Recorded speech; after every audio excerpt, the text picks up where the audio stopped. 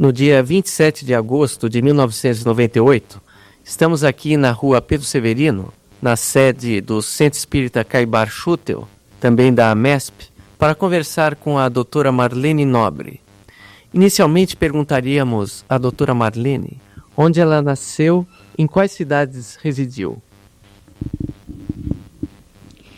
Nasci na antiga Luiz Barreto, no interior do estado de São Paulo, hoje denominada Severinha. Depois, meus pais foram para Buritama, uma cidadezinha sem luz elétrica, naquela época, perto de Araçatuba e Birigui. Depois de Buritama, meus pais mudaram-se para São José do Rio Preto e depois Tabapuã. E eu vim para São Paulo em 1950, quando então eu tive a oportunidade de estudar na casa, no colégio dos meus tios, o Colégio Pais Leme, e também trabalhar para prosseguir nos meus estudos. E como foi o contato com o Espiritismo? Bem, meus pais, Pedro Severino Júnior e Ida Rossi Severino, conheceram-se em um centro espírita. Papai já era espírita, mamãe também. Mamãe foi a mais jovem presidente de centro espírita do Brasil, à sua época, com 18 anos. Então, em Monte Verde, ela dirigia esse centro espírita. Papai morava em Monte Azul Paulista e também era espírita, fazia palestras, de modo que papai foi visitar o centro espírita em Monte Verde e, como o acaso não existe, conheceu minha mãe. E desde então eles se entenderam de forma muito afim, eram muito afim, e vieram a se casar a 25 de julho de 1932, em plena Revolução Constitucionalista. Em Monte Azul havia núcleo espírita? E sim, o tio Leonardo Severino, representante de Oclarim, de a Revista Internacional do Espiritismo, amigo de Caiba Schutel, né, e de todos os pioneiros da doutrina espírita no começo do século e nos primeiras décadas, de modo que o tio Leonardo e o meu pai, papai depois que terminou o curso de farmácia na Rua Três Rios, aqui em São Paulo. Então ele estava radicado em Monte Azul Paulista, onde eles já viviam, né, onde seus pais viviam. Então, eles estavam ligados a Centro Espírita de Monte Azul Paulista. Daí o conhecimento também da região e estarem ligados ao trabalho de Caiba Schutel. Aqui em São Paulo a senhora estudou medicina, como foi o estudo, a formação? Bem, aos 13 anos eu me desloquei de São José do Rio Preto para cá, para São Paulo, onde eu comecei a trabalhar e estudar, porque papai teve um revés financeiro, perdeu absolutamente tudo quanto tinha, teve de recomeçar, e para que os filhos não perdessem a possibilidade de faculdade, de formatura, nós viemos morar com o meu avô, à Rua Bela Sintra 756, e participávamos do Colégio Pais Leme. Estudávamos das 7 da manhã ao meio-dia e trabalhávamos das 13 às 20 horas todos os dias, diuturnamente. De modo que nós, nessa época, completamos o ginásio, aquela época era ginásio, e depois o científico, e depois do científico nós tentamos a Escola de Medicina de Pinheiros, da Faculdade de Medicina da USP, mas ficamos entre os excedentes, né? Foi uma época difícil, a gente não havia o vestibular unificado e nós não podíamos fazer o curso em escola paga, né, particular, então nós tínhamos que tentar sempre a escola governamental ou federal. E a USP, que nós tentamos, eu não consegui, né, eram só 80 alunos e nós então ficamos como excedentes. Procuramos então fazer o curso em Ribeirão Preto e tentando a segunda época. Só que quando eu me desloquei para Ribeirão Preto, não havia segunda época aquele ano. As vagas já tinham sido todas preenchidas. Então, uma amiga, Maria Emília Barboni, aconselhou-me a ir até Uberaba a fim de que eu não perdesse essa oportunidade. E eu não estava muito segura de que deveria fazê-lo, porque a escola, naquela época, era particular. E eu já havia passado em São Paulo o vestibular na escola de biologia. Então, eu estava resignada, achando que deveria fazer apenas biologia, que era a escola da Universidade de São Paulo, e, portanto, eu não teria o pagamento da anuidade. No entanto, aceitei o alvitre, né, da Maria Emília, desloquei-me, fui até Uberaba, fiz o exame e passei. E depois minha família, especialmente meu irmão Paulo Rossi Severino e meu pai, empenharam-se para que eu pudesse, pelo menos, iniciar os estudos de medicina.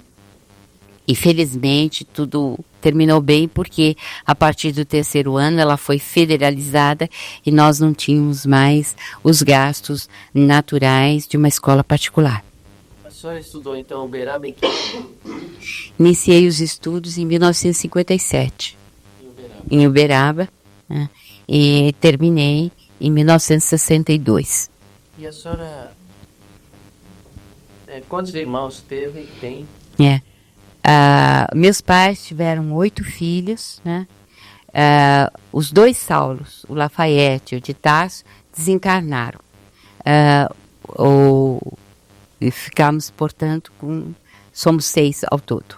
E desde então, quer dizer, com essa família, papai sempre teve uma luta muito grande, mas sempre foi um grande idealista, tanto quanto minha mãe.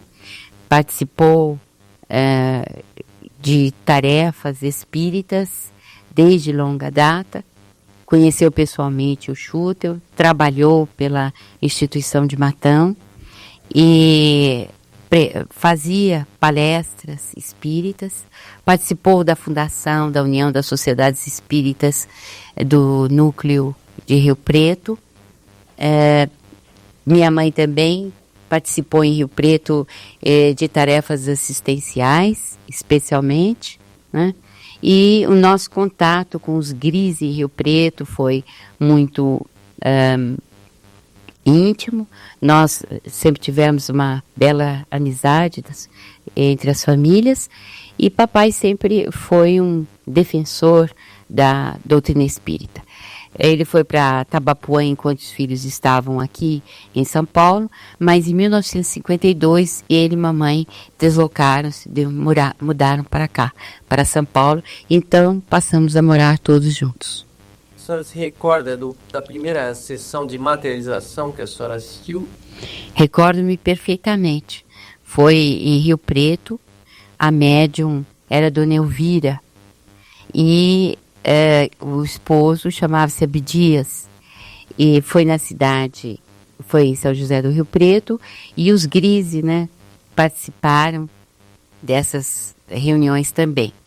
E com 11 anos, o espírito da irmã noiva, materializado, levou-me pela mão para que eu pudesse estar junto do paciente Joaquim, que estava em fase terminal de tuberculose pulmonar, e eu pude ouvi-la falando com ele, animando-o para que ele tivesse forças de deixar a matéria, de pacificar-se interiormente, porque ele estava muito desesperado e revoltado pelo fato de ter de deixar a noiva aqui na Terra. De modo que essa parte foi muito interessante, e eu nunca mais poderia esquecer as palavras doces, ternas, amigas, fraternas, que a irmã noiva materializada disse ao Joaquim.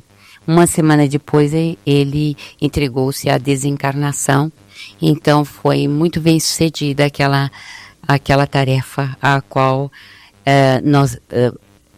nós presenciamos. Em Uberaba, a senhora conheceu o doutor Nubro Facuri? Foram colegas? Sim, ele é mais novo que eu e fez a faculdade de medicina, né? Alguns anos depois iniciou a faculdade de medicina. Sou amiga dos seus familiares, né? Tivemos bastante contato, e também o Valdo é meu contemporâneo de faculdade, o Valdo Vieira. Ele estava 2 anos à minha frente, né? Em modo que tivemos assim também contato com Elias Barbosa, que fazia parte da minha turma, né? Formou-se no mesmo ano. Então havia uma camaradagem muito intensa, porque o núcleo espírita da faculdade era bastante forte. E a sua participação em rádio? Em 1958, outubro, portanto, nós estamos fazendo 40 anos de conhecimento, encontrei-me com o Chico na companhia do Dr. Valdo Vieira.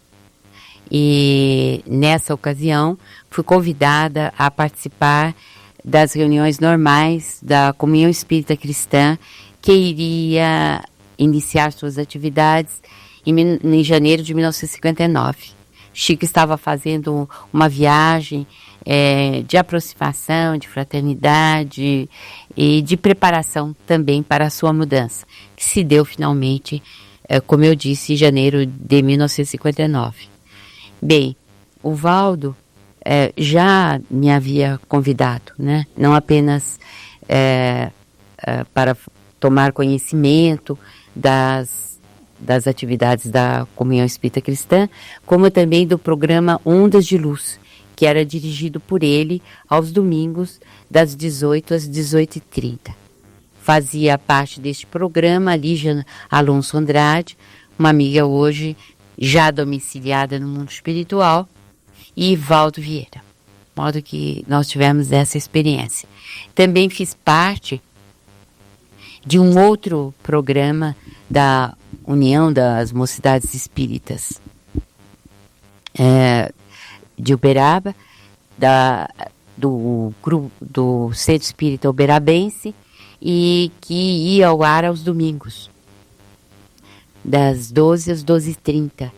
Não me recordo exatamente do nome do programa, mas a gente fazia até a radiofonização de contos, pequenas novelas, todas baseadas na obra de Chico Xavier e nas obras espíritas.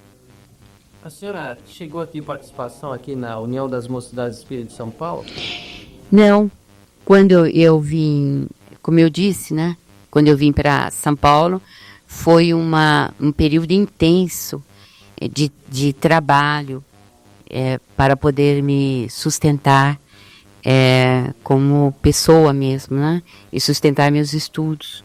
Então eu tinha uma vida bastante intensa, tanto no estudo quanto no trabalho. Não dava para fazer as duas coisas, né? Aos domingos eu ouvia o Vinícius na Federação Espírita do Estado de São Paulo, ou os oradores dessas matinais, né? Que estão sempre na nossa memória. Espíritas convictos e pessoas que nos traziam, assim, um grande cabedal de conhecimento. E o Dr. Freitas Nove, a senhora conheceu aqui em São Paulo? Não, eu conheci Uberaba, né? Em 1962, quando eu ainda fazia medicina, aliás, o último ano. E eu o conheci lá no Chico. Ele visitava o Chico Xavier na Comunhão Espírita Cristã de Uberaba, e foi um conhecimento assim bastante interessante, né? Porque foi uma grande afinidade inicial. Depois, com o tempo, isso foi se tornando realmente ele foi se tornando muito próximo, e nós nos casamos em 1964. E eu já vim para Uberaba, de Uberaba para São Paulo, em 1963, logo depois da formatura. Se deu a 14 de dezembro de 1962, eu voltei para São Paulo. E aqui em São Paulo a senhora trabalhou no Hospital das Clínicas? Eu, de 1963 a 1967, eu fiz meu estágio contínuo no Departamento de Obstetrícia e Ginecologia do Hospital das Clínicas de São Paulo. E nesse período eu tive a oportunidade também de ir a Paris em 1967, onde eu fiz estágios complementares da minha formação médica, tanto no Hospital Broca, em Paris, quanto no laboratório do professor de Brux, que era o representante da França em anatomia patológica, citologia, etc. De modo que eu tive essa oportunidade de fazer esse meu estudo complementar, tanto na USP quanto em Paris, e depois, em 1968, eu comecei a trabalhar para o Instituto Nacional de Previdência Social e fiquei aí até 1993, início de 94, quando eu me aposentei. E a senhora teve filhos? Tenho 2 filhos, Marcos e Marcelo, já estão casados, né? E tenho uma netinha. E em 62, quando a senhora conheceu o Dr. Freitas Nobre, ele já era político? Ele era vice-prefeito de São Paulo. Vice-prefeito. Nessa ocasião, né? Ficou até início de 94. Nós nos casamos logo depois que ele deixou a vice-prefeitura. Mas ele continuou na área política? Continuou na área política, né? E ele foi vereador 5 vezes e continuou na área da vereança. Depois, quando houve o problema dos militares, né, que eles assomaram ao poder, então nós tivemos assim um aconselhamento do Dr. Bezerra de Menezes, né, que ele se afastasse da política e que ele receberia um sinal de quando ele deveria voltar. E o Freitas obedeceu ao Dr. Bezerra de Menezes, né? Não postulou nenhum cargo a partir do momento que recebeu a mensagem em 1966, e era um período muito turbulento, como nós sabemos. Havia cassações assim constantes, ouvia-se pela rádio o nome dos cassados, e a gente nessa época ficou assim sempre naquela expectativa de ver o nome do Freitas cassado, porque ele havia sido presidente de sindicato de jornalistas durante várias legislaturas, e ele não apenas era presidente dos jornalistas do Brasil, como também tinha sido diretor latino-americano, tinha ocupado vários cargos e tinha uma presença sindical muito intensa, né, auxiliando principalmente aqueles mais pobres, menos favorecidos. Então a gente tinha aquele receio de que ele viesse a ser cassado. A partir de 64 houve todo esse problema. Depois, com a mensagem do Dr. Bezerra de Menezes, através do Chico, em 66, ele então decidiu afastar-se da política até que o plano espiritual dissesse quando ele deveria voltar. E ele então pleiteou uma bolsa de estudos para a França para realizar o doutorado. E felizmente foi bem sucedido. Em 66, final de 66, ele partiu, né? E ficou lá até final de 67. E eu fui ter com ele em abril de 1967 e fiquei 6 meses na sua companhia, ajudando o que eu podia e também aproveitando para realizar meus estudos, para depois voltar alguns meses antes dele e preparar então o reinício das atividades. Foi muito interessante porque quando o Freitas voltou, ele em 68 foi rapidamente durante um mês para fazer a nova sustentação da tese, depois ele voltou novamente para a confirmação da tese e finalmente tudo estava terminado. Quando, em 1970, faltavam 2 meses apenas para que houvesse a eleição de deputado federal. E ele, então, colocou o nome seu nome para uma mensagem do Dr. Bezerra de Menezes. Nós estávamos em Uberaba. E o Dr. Bezerra de Menezes escreveu com todas as letras: vamos reintegrá-lo na vida política do país. E ele falou com tanta convicção, e o Freitas já tinha perdido todos os prazos para postular a algum cargo, principalmente o de deputado que ele queria. No entanto, quando nós voltamos de Uberaba, o Lino de Matos telefonou para ele de madrugada e disse: Freitas, há uma vaga porque houve uma desistência. Você quer assumir? Você quer ser candidato?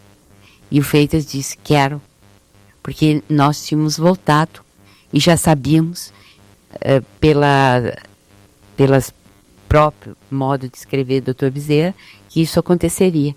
E de fato, com apenas 2 meses de campanha, ele elegeu-se pela primeira vez deputado federal. Iniciou a legislatura em 1970. Foi 16 anos deputado federal. A senhora sabe quando ele conheceu o médico Chico Xavier?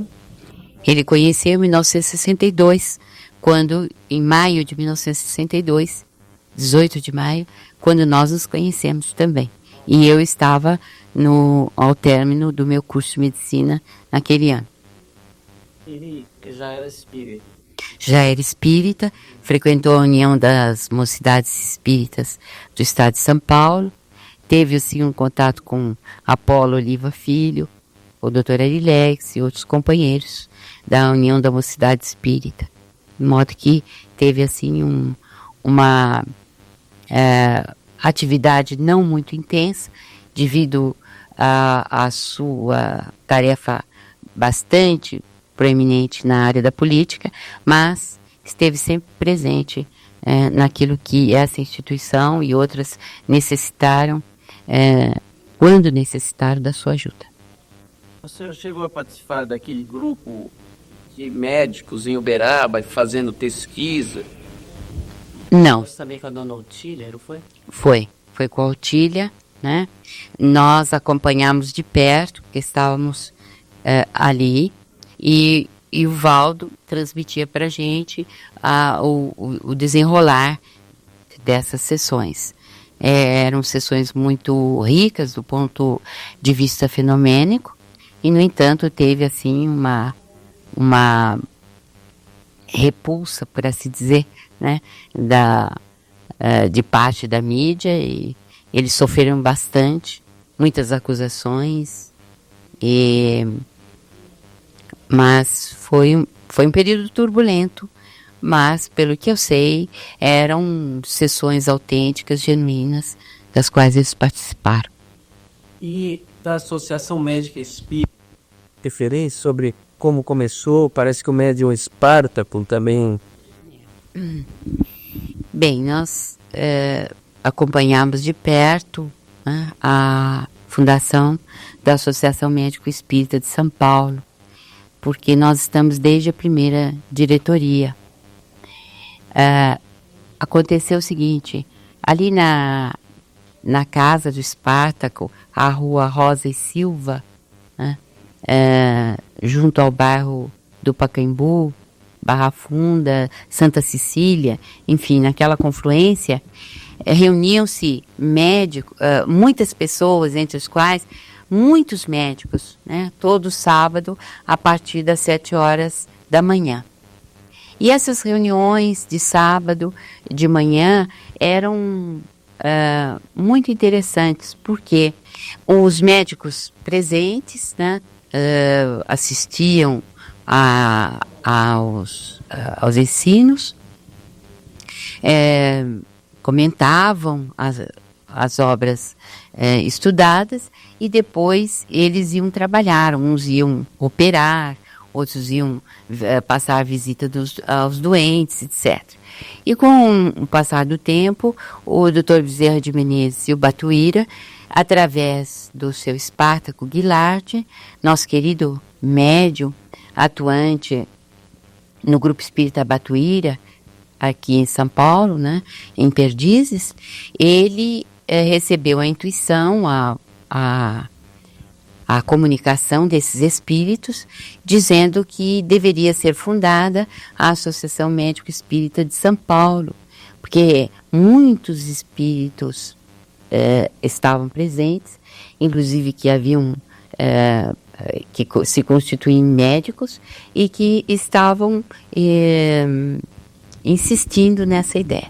De fato, nós fomos convidados a participar de uma reunião inicial, íamos também a essas reuniões matinais de sábado, eu e Freitas, fomos a várias delas, e depois nós participamos no sanatório Antônio Luiz Saião, em Araras, de um dia todo de reunião dos médicos que estavam interessados nessa fundação. Ali nós vimos estatutos, várias opiniões foram dadas e, finalmente, dia 31 de março de 1968, foi fundada a Associação Médico Espírita no Hospital São Lucas, do Dr. Eurico Branco Ribeiro, né, na biblioteca daquele hospital, e com muita alegria, com muito júbilo, né, todos nós participamos dessa reunião. Eu fiquei como secretária na primeira diretoria e depois esses cargos foram se seguindo até que em 1990, por desistência do Dr. Abrão Rothberg, que era o nosso presidente à época, que por motivos pessoais afastou-se, eu então assumi como primeira vice-presidente a presidência da Associação Médico Espírita de São Paulo. E no Brasil, como é que está a panorâmica? Porque estão sendo fundadas várias associações médicas. De fato, nós, por inspiração, iniciamos o primeiro Congresso de Médicos Espíritas em 1991 e demos o nome de Mednesp 91, né? Nosso congresso de médicos espíritas com o nome Mednesp 91. Muito bem. Foi a Associação Médico Espírita de São Paulo que promoveu esse primeiro congresso, depois em 93 e finalmente em 95. E sempre nós conversávamos com os colegas quanto à possibilidade de fundarmos a Associação Médico Espírita do Brasil. E a nossa alegria foi muito grande, porque nós fundamos em 17 de junho de 1995 a Associação Médico Espírita do Brasil, com 9 estados participantes. Mas hoje nós já estamos com 17 AMES. Estamos, portanto, em 17 estados. Não estamos só com 17 AMES, né? Nós estamos com 28, porque temos as regionais, mas nos estados estamos em 17 deles.